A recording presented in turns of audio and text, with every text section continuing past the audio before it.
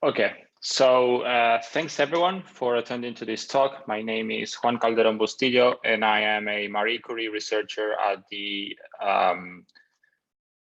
University of Santiago de Compostela.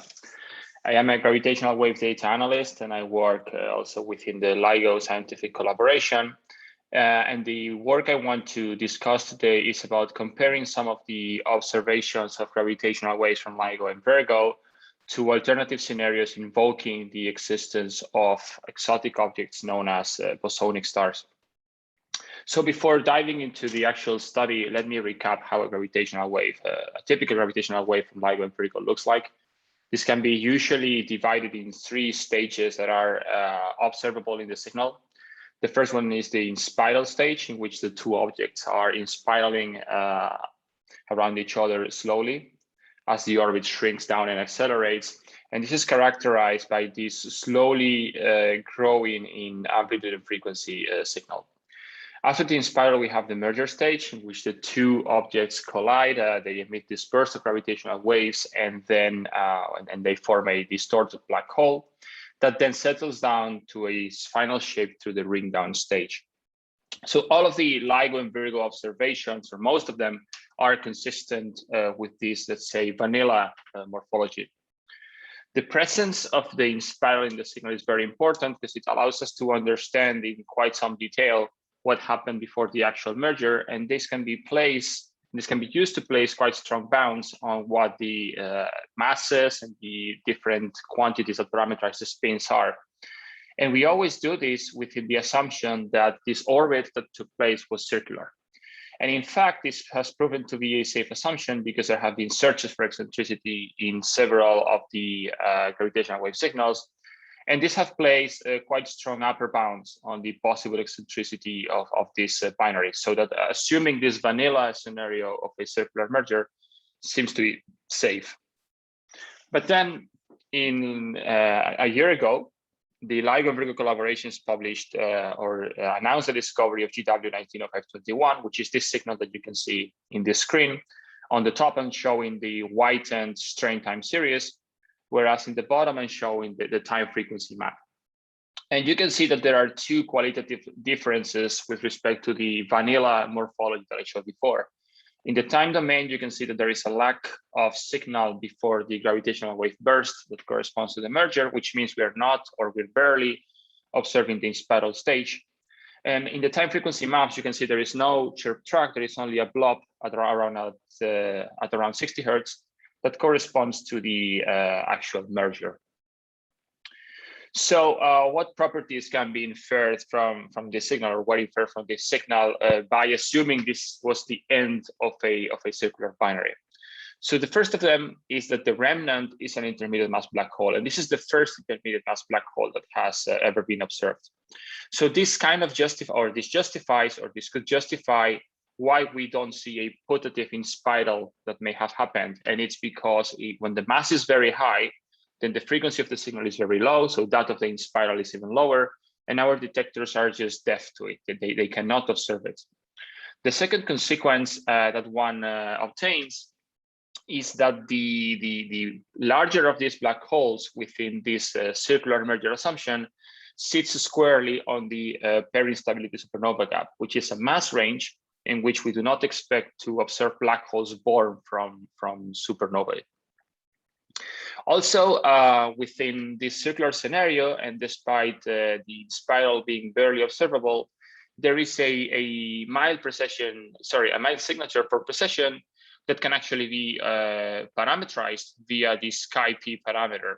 So you can see that the estimate for this chi-p parameter is peaking way away from zero, which denotes the non-precessing scenario. And also that the posterior distribution that is obtained differs quite a lot from the prior, which means we are actually measuring something.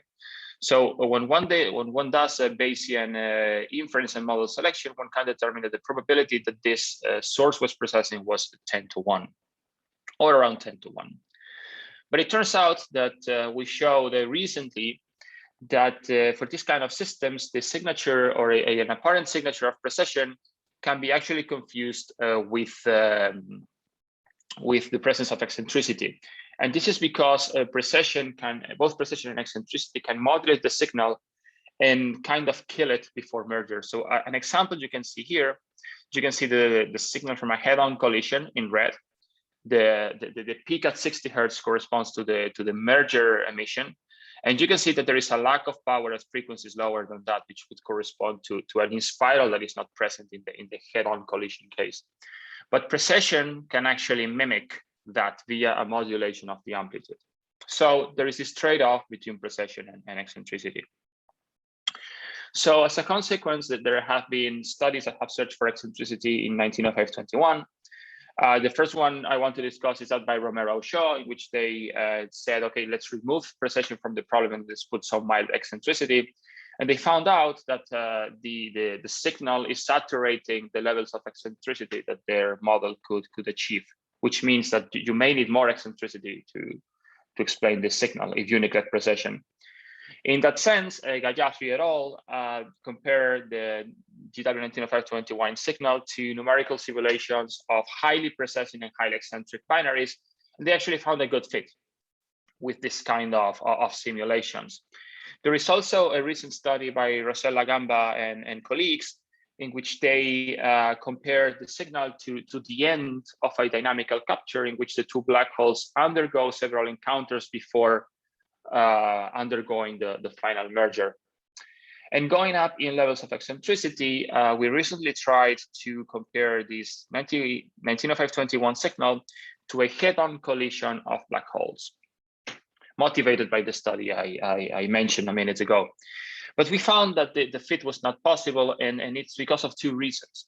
First, the head-on merger lacks any kind of gravitational wave before the actual merger. So there is no in-spiral, there is no pre-merger power. So here you can see overlaid the best fit we obtained for 1905-21 using a head-on merger in green, and the best fit one obtains with a circular merger in black. And you can see that there is this clear difference in the pre-merger signal, so that there is some power that we would need to fit with the head-on collision, but we cannot. There is also a problem at the ring down stage, and it's the fact that the remnant of 1905-21 has a quite large spin, which is typical for circular binaries. This spin is around 0.8 or between 0.6 and 0.9 that you can see here in the black contour. Now in purple, you can see the final spins we obtain with our head-on collisions, and these are all below, or most of them below this black contour. And the reason is that when you have a head-on collision, even if your black holes are maximally spinning, you're lacking the contribution to the final spin coming from the orbit, which is quite high. So you cannot get to very high spins unless you make the mass ratio very, very high. And this would also not fit the data. So you can also not overspin the black holes. You cannot say, I'm gonna spin the black holes a lot and then have a very a highly spinning remnant, because there is a limit, there is a bound on the finals, on the black hole spin set by 1, which is set by cosmic censorship. If you exceed this limit of 1, then the singularity in the center would pop out of the horizon, and you would have a naked singularity. So with the spin of the black holes being a limitation, or the presence of a singularity being a limitation, in order to spin the individual black holes a lot and be able to reproduce the signal with a head-on collision, we said, what about exotic objects that can mimic black holes but do not have singularity, so they can spin, they can have very, very high spins and therefore produce a very highly spinning remnant.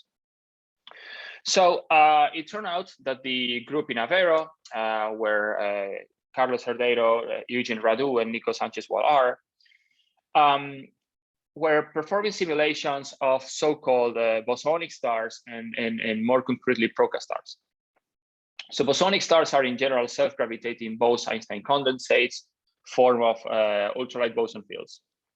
These are compact objects that do not have an event horizon. They do not have a singularity in the center. So these are known usually as, these are part of a family of objects known as black hole mimickers.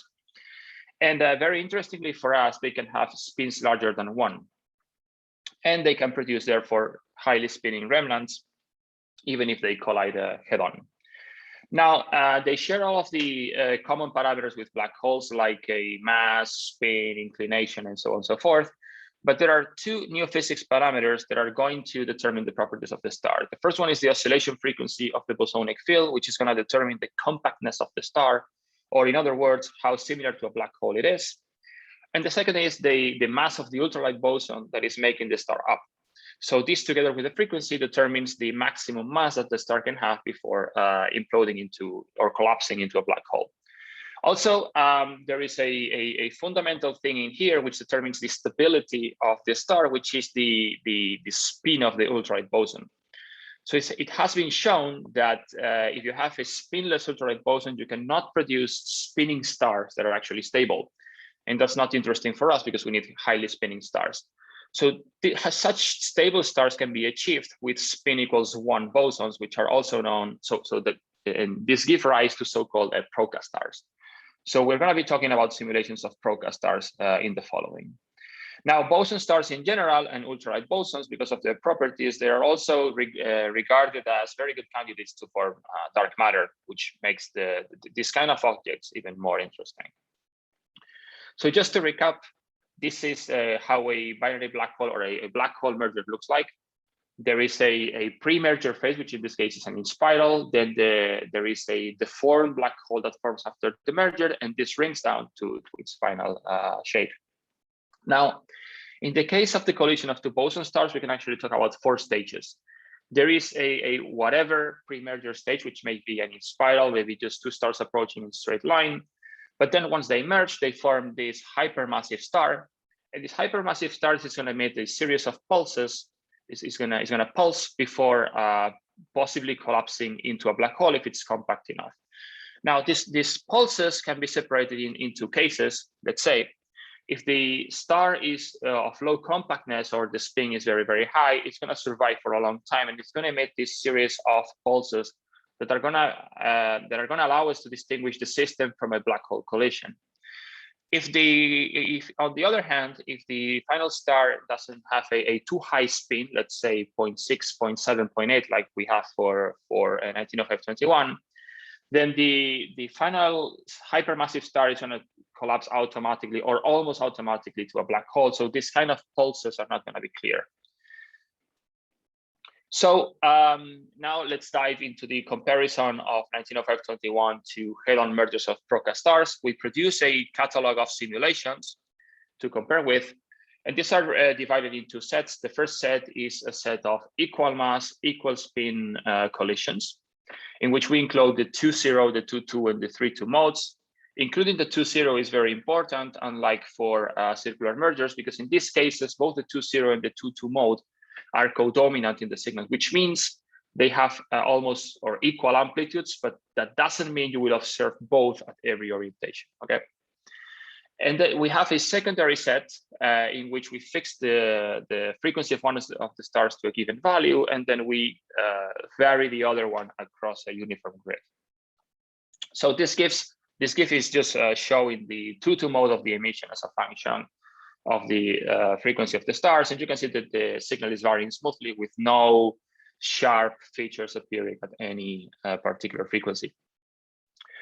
So this is the set of simulations I talked about, the ones I have enclosed in red, but labeled by the field frequency. So you can see in the diagonal the equal mass family, and you can see in this kind of inverted L the family in which we set one of the frequencies fixed, and then we vary the other one across our a uniform grid.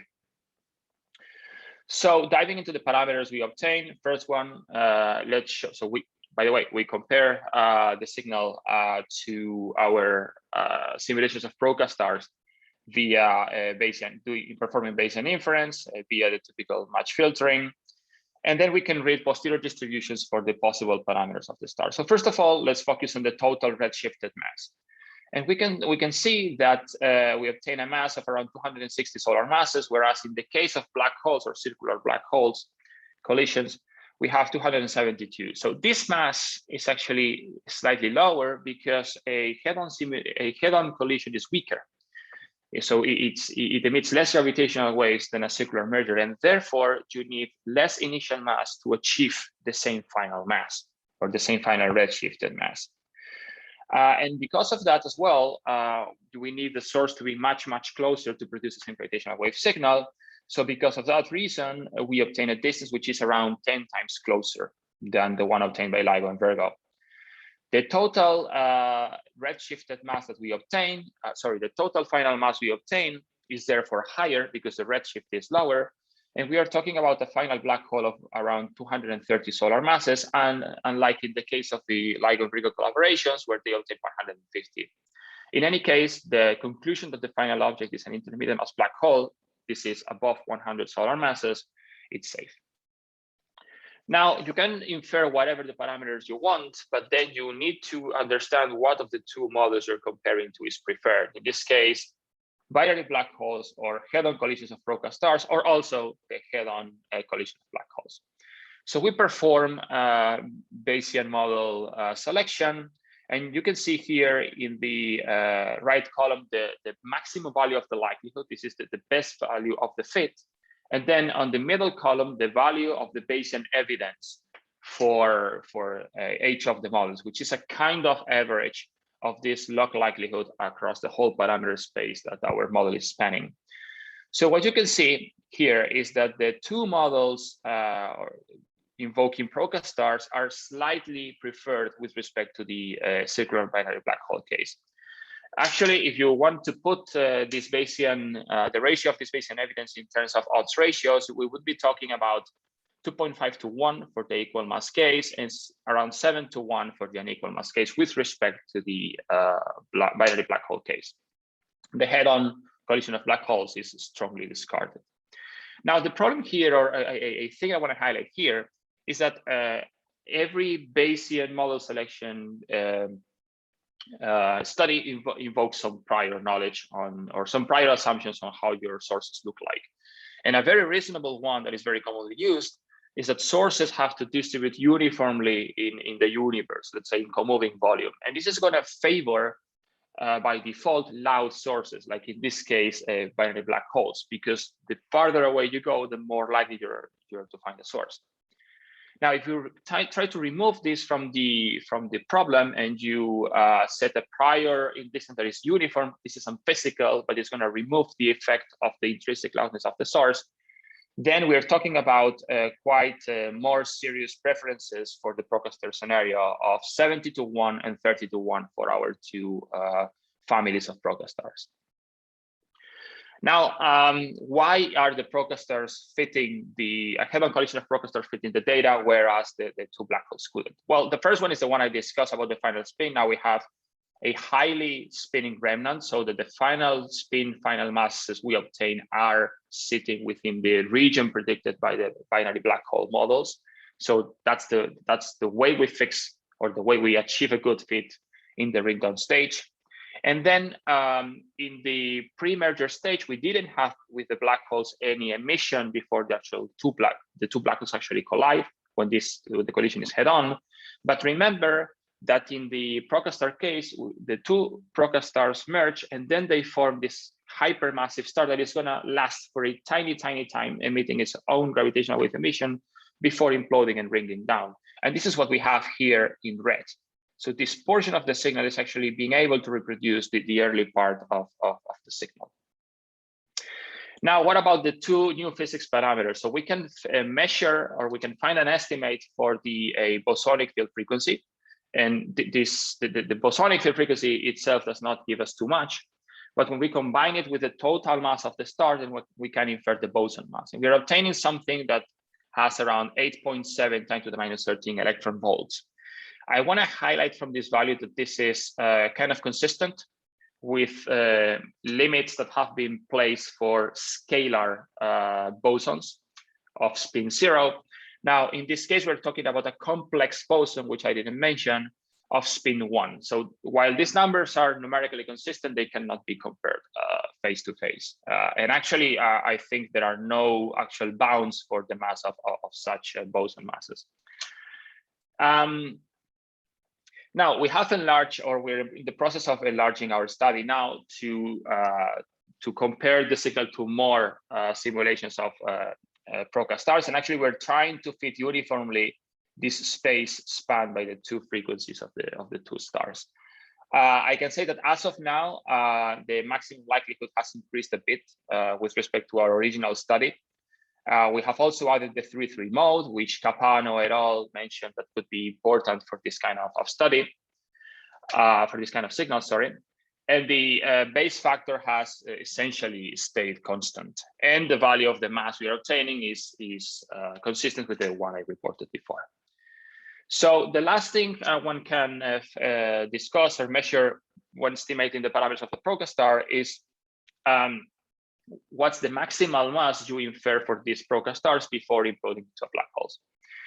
And this is important because if the final Proca-star is not massive enough, it's not going to collapse and it's not going to ring down. So this means that if the previous events of LIGO that LIGO and Virgo have reported have final masses that are smaller or lighter than the maximal mass we're going to derive, then this cannot be candidates for Proca-star mergers, as such a Proca-star, such a final Proca-star would not ring down into a black hole. So what we infer is around 174 solar masses for the result of a head-on collision of Proca-stars characterized by a boson mass that is the one I inferred before. So this is the kind of estimate we get, and this is way higher than any of the previous LIGO Virgo events. So this is discarding them as Proca-star collisions of stars formed by this kind of ultralight boson. They could be consistent with lighter ultralight bosons. Finally, I want to discuss that there is another LIGO Virgo trigger. This is a low significance trigger that was reported by their intermediate mass black hole search. That is this 214 event. So we are also analyzing this event under the scenario of a head-on collision of Proca-stars. We are obtaining basically the same probability for the black hole and the Proca-star scenario so far with the models we have. And we're obtaining a mass that is not completely inconsistent with the one we were obtaining, or we obtained for 1905-21, which makes very promising to study this event in detail and see if both can actually obtain a similar mass, or we can obtain a similar mass for both. So just to summarize, I think we're giving, so GW1905-21 has actually brought us into the realm of what we are really observing. Are our typical assumptions safe, or should we explore exotic scenarios? So we have done this assuming a scenario of a head-on collision of Proca-stars. We have obtained a mass for the ultralight boson that is building up the stars that is ruling out zero. We are obtaining a favorable evidence for the Proca-star scenario, even if mild, with respect to the black hole case. And I think this is the first step towards starting to analyze more gravitational wave events in a systematic way in the context of Proca-star scenarios. So in the future, we want to do simulations for less eccentric configurations. So there is a huge room for improvement in these models. We want to do a targeted search for boson star mergers that can show this characteristic long-lasting pulsation from the final hypermassive star. And then once we hopefully find a few events that can be described as Proca-star mergers, we want to start to do population analysis and start to try to understand whether we need one or more ultralight bosons, meaning of different masses, to explain our events. So thank you very much, and I will try to take any questions that you may have.